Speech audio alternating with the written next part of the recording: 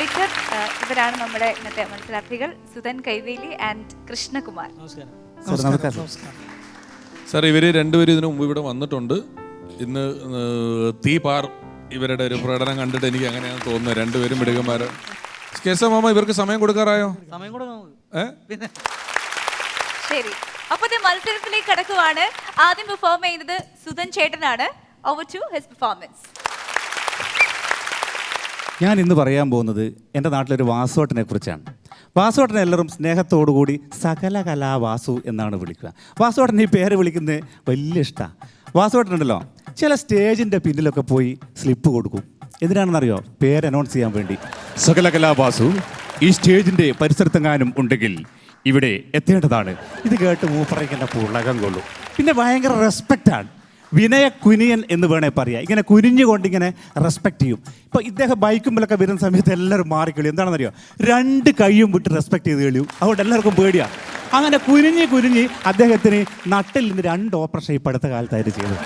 പിന്നെ കല്യാണ വീടുകളിലെത്തുമ്പോൾ മഹാവിഷ്ണുവിൻ്റെ തൊട്ടാണ് ഉണ്ടാവുക. ഇങ്ങനെ ഇതെന്താണെന്ന് പറയുക? സുദർശന ചക്രമല്ല സാറേ, ഇത് സീഡിയാ. കരോക്കെ പാടാനില്ല.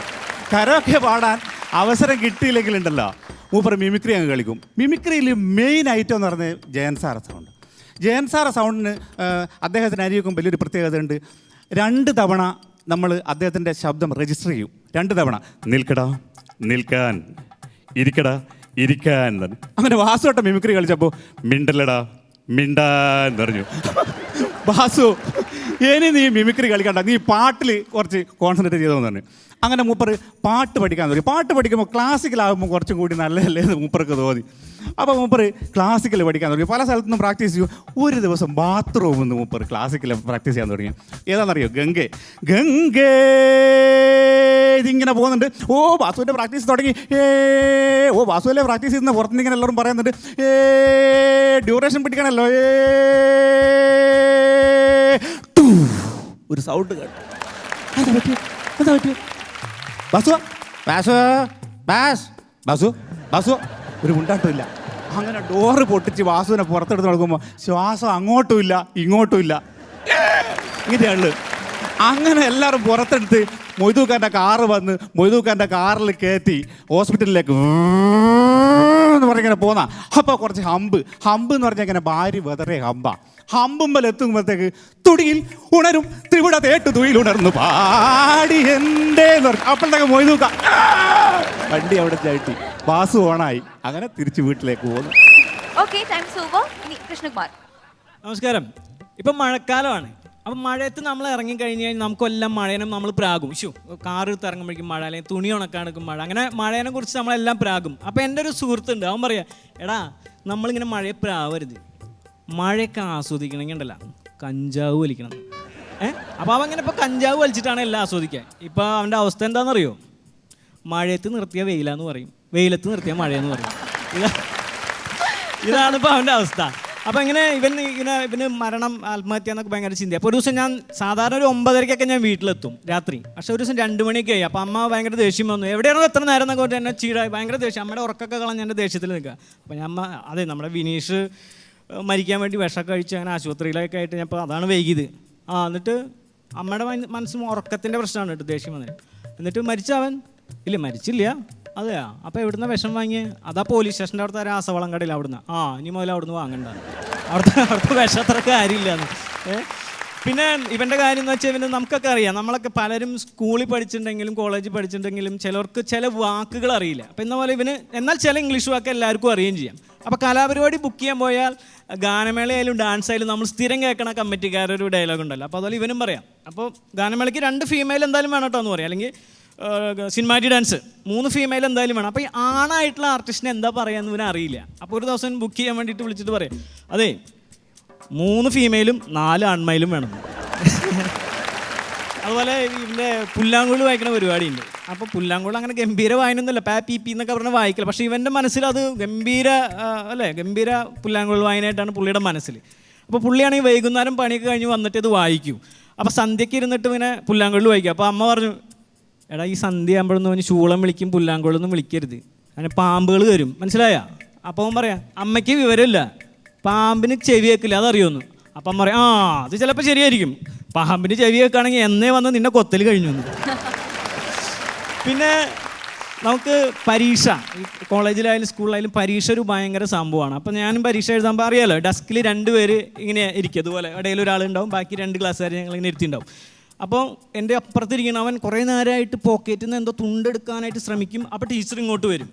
ടീച്ചർ ഈ ഇഞ്ചി മഞ്ഞളൊക്കെ നട്ട് മുളച്ചോ നോക്കാൻ വരുന്ന പോലെ ഇടയ്ക്കിടയ്ക്ക് നമ്മുടെ അടുത്തേക്ക് ഇങ്ങനെ വരും. അപ്പോൾ ഇവൻ പോക്കറ്റിന് കൈ അങ്ങോട്ട് തന്നെ വയ്ക്കും. പക്ഷേ ടീച്ചർ അവസാനം എന്ത് അറിയോ, ഇനി എന്തെങ്കിലും പരീക്ഷ ജയിച്ചോട്ടെ എന്ന് ടീച്ചർ അങ്ങോട്ട് മാറി. അപ്പോഴാണ് ഇവനെ പോക്കറ്റിന് തുണ്ടല്ല എടുക്കുന്നത്, കുറച്ച് ഹാൻഡ്സ് എടുത്ത് കൈ ഫുള്ളായിട്ടിരുന്ന് പരീക്ഷ എഴുതുന്നത്.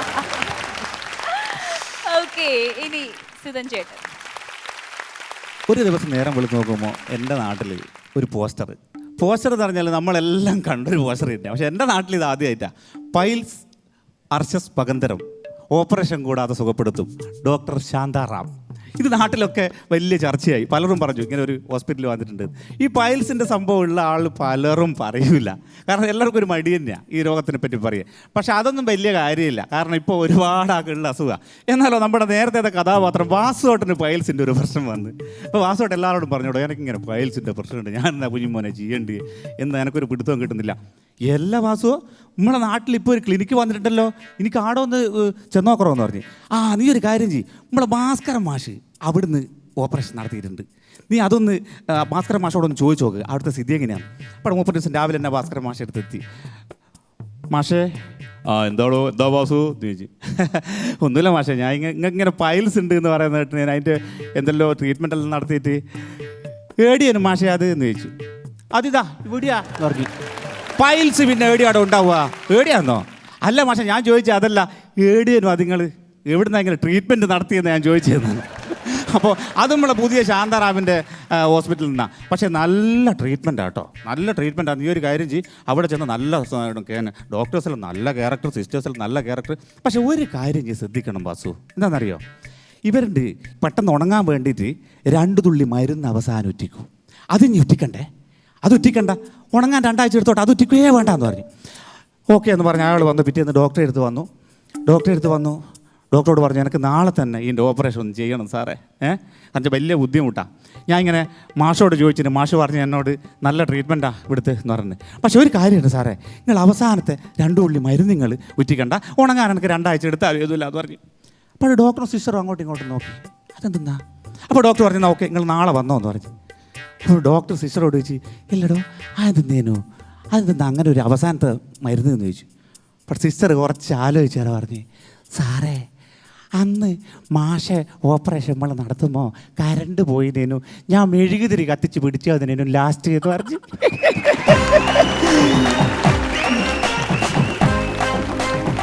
ഓക്കെ, സുധൻ ചേട്ടന് സമയം ഇനിയും ബാക്കിയുണ്ട്, പക്ഷേ സ്റ്റോറി കംപ്ലീറ്റ് ചെയ്തു. അടുത്തതിലേക്ക് പോട്ടെ.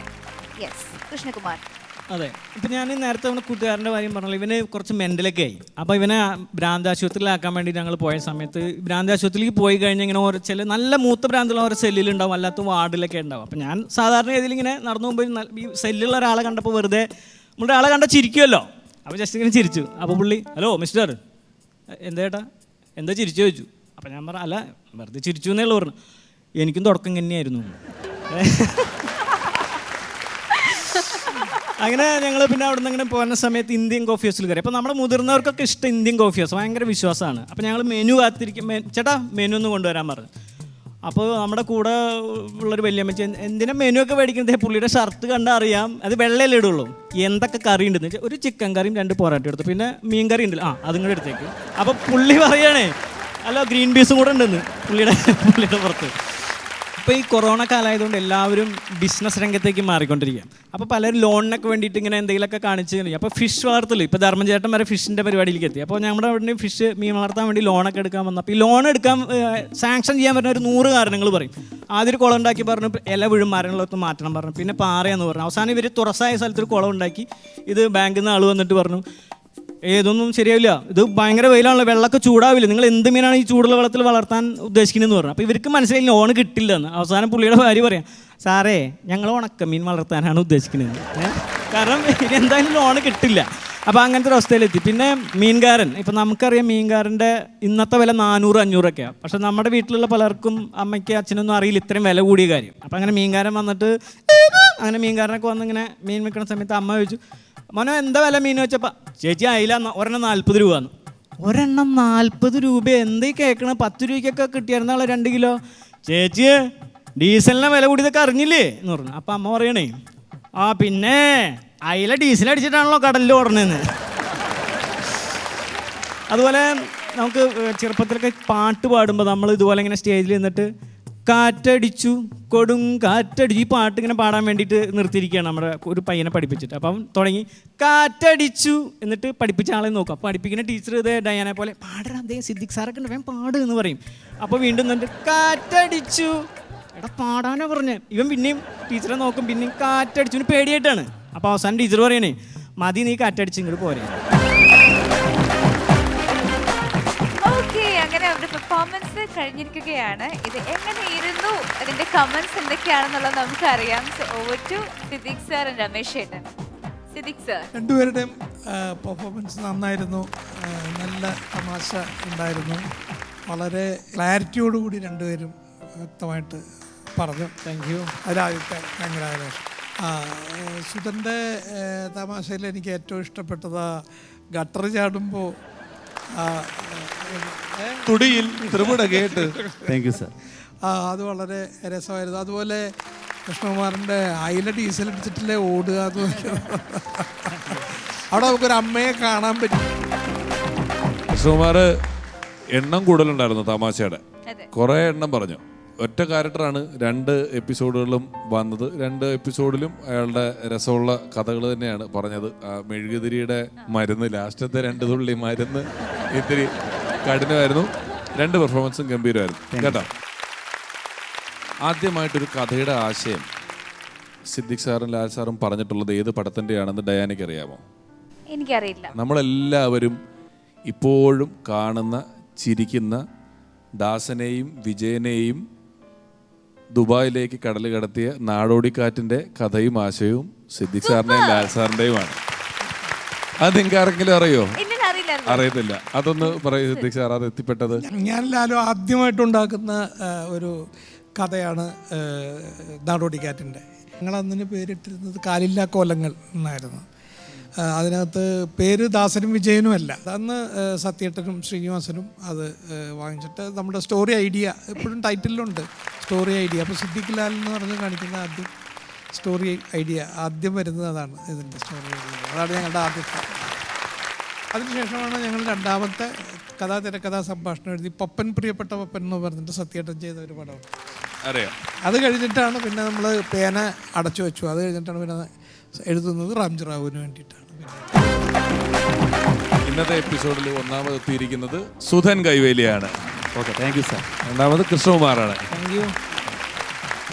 സാറിൻ്റെ പാട്ട് പാടിയ ഒരു കോമഡി ഉണ്ട്. ഇൻഹരിയർ എന്നുള്ള പാട്ട് വന്നപ്പോൾ അത് ഏറ്റവും കൂടുതൽ നമ്മൾ പാടി ഒരു പ്രണയത്തിൻ്റെ ഒരു പാട്ടല്ലത്. അങ്ങനെ കുറച്ച് പെൺകുട്ടിൻ്റെ പിന്നാലെ ഇവർ 4 പേരും പോകുന്ന അങ്ങനെ ഒരു പാട്ടല്ല. അപ്പോൾ ഞങ്ങളുടെ എല്ലാം മനസ്സിൽ നമ്മൾ പ്രോഗ്രാമെല്ലാം ചെയ്ത് വരുമ്പോൾ ഈ ഒരു പാട്ടാണ്.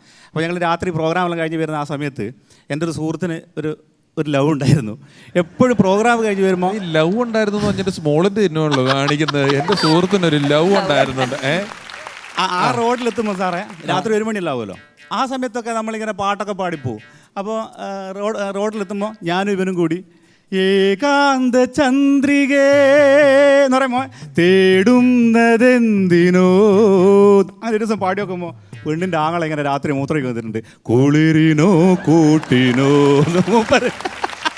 പറഞ്ഞാളോട് നമ്മൾ സമയബദ്ധത ഉണ്ട്. കൃഷ്ണകുമാറും വേറെ എന്തോ ഒരു തമാശ പറയാൻ വന്ന പോലെ എനിക്ക് ഇടയ്ക്ക് തോന്നി. നിർത്തിയപ്പോൾ ഇനിയും കയ്യിലുണ്ട് കൃഷ്ണകുമാറിൻ്റെ ഒരെണ്ണം കൂടെ. അത് വേറൊന്നുമല്ല, ഈ എന്താ പറയുക, ഭാഷ എന്ന് പറയുമ്പോൾ കുട്ടികൾക്ക് കുട്ടികളുടേതായ ഒരു ഭാഷയുണ്ട്. ഇപ്പം നമ്മൾ വലുതായി കഴിഞ്ഞ് ചോറ് അല്ലെങ്കിൽ ബിരിയാണി പറയും. കുട്ടികളോട് എപ്പോഴും നമ്മൾ മാമു, വെള്ളത്തിന് ഇമ്പം കുടിക്കുക എന്നൊക്കെ പറയും. അപ്പോൾ ഇങ്ങനത്തെ ഭാഷ ചില അമ്മമാർക്ക് പബ്ലിക് വേദിയിൽ വെച്ച് പറയേണ്ടത് ഇഷ്ടമല്ല. അപ്പോൾ ഈ കുട്ടിയുടെ അടുത്ത് പറഞ്ഞു, ഇങ്ങനെ കുട്ടി മൂത്രം ഒഴിക്കാണ്ടെങ്കിൽ ചീച്ചി ഒഴിക്കാണ്ടെന്ന് പറയും. അപ്പോൾ അമ്മ പറയും, ഇതേ ഇങ്ങനത്തെ ഭാഷയൊന്നും നമ്മുടെ റോട്ടറി ക്ലബ്ബ്, ലയൺസ് ക്ലബ്ബൊക്കെ പോലത്തെ വലിയ ക്ലബ്ബിലൊക്കെ പരിപാടിക്കൊക്കെ പോണതാണ് അമ്മ. ഇങ്ങനെയൊന്നും അവിടെ പറയരുത്, മനസ്സിലായോ?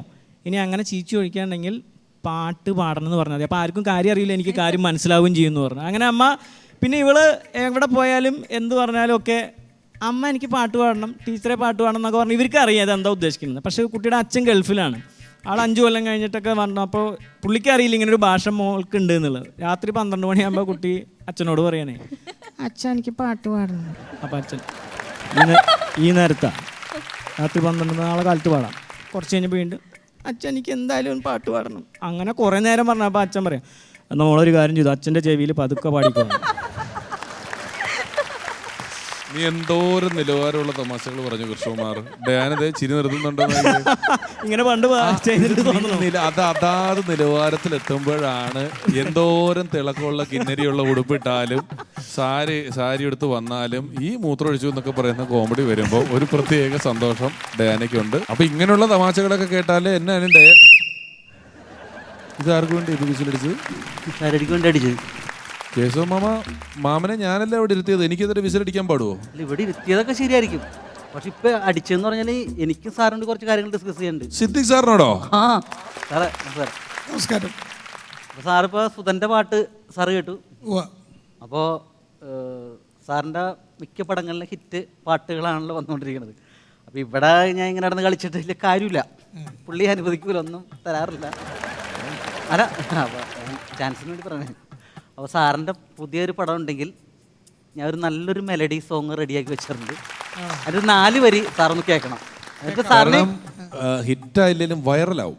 കാരണം ഇപ്പൊ കാക്കമ്മ എന്ന് പറയുന്ന ഒരു പാട്ട് ഇറങ്ങിയിട്ട് സൂപ്പർ ഹിറ്റ് വൈറലായിട്ട് ഓടിക്കൊണ്ടിരിക്കുകയാണ് കേശവ മാമന്റെ കാക്കമ്മയുടെ പാട്ട്. എന്തിനെ കുറിച്ചുള്ള പാട്ടാണ് കേശവ മാമ?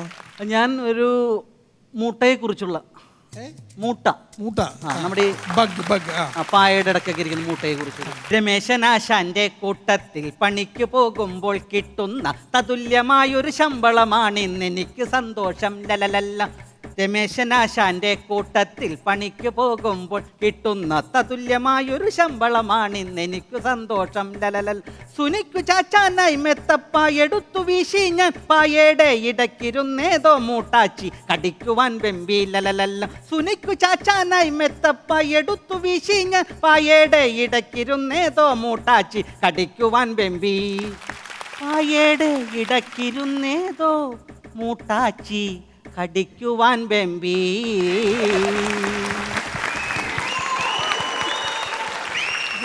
രചന സംഗീതം ഒക്കെ കേശവൻ. ഓ കൊള്ളാം, പാട്ട് നന്നായിട്ടുണ്ട്. Thank you sir. അപ്പോൾ രണ്ടുപേർക്കും കൺഗ്രാറ്റുലേഷൻസ്. രണ്ടുപേരും വളരെ ഗംഭീരമായിട്ട് പെർഫോം ചെയ്തു. രണ്ടുപേരും വിന്നേഴ്സ് തന്നെയാണെന്ന് ഞാൻ പറയും. ഓക്കെ, ഇപ്പൊ എന്തായാലും രണ്ടുപേർക്കും പ്രൈസ് ലഭിക്കാനുള്ള സമയമായിരിക്കുകയാണ്. RP എന്റർടൈൻമെന്റ്സ് നൽകുന്ന ക്യാഷ് പ്രൈസ് ആണ് രണ്ടുപേർക്കും നൽകുന്നത്. അപ്പൊ ഇവർക്കിത് ഹാൻഡ് ഓവർ ചെയ്യാനായിട്ട് ഞാൻ ഒരുപാട് സ്നേഹത്തോടെ സിദ്ദിഖ് സാറിനെയും രമേശ് ചേട്ടനെയും സ്റ്റേജിലേക്ക് ക്ഷണിക്കുന്നു. രണ്ടുപേരും. 1ാം സ്ഥാനത്ത് സുധൻ ചേട്ടൻ. Congratulations. And we have 2nd place Krishna Kumar Chetan.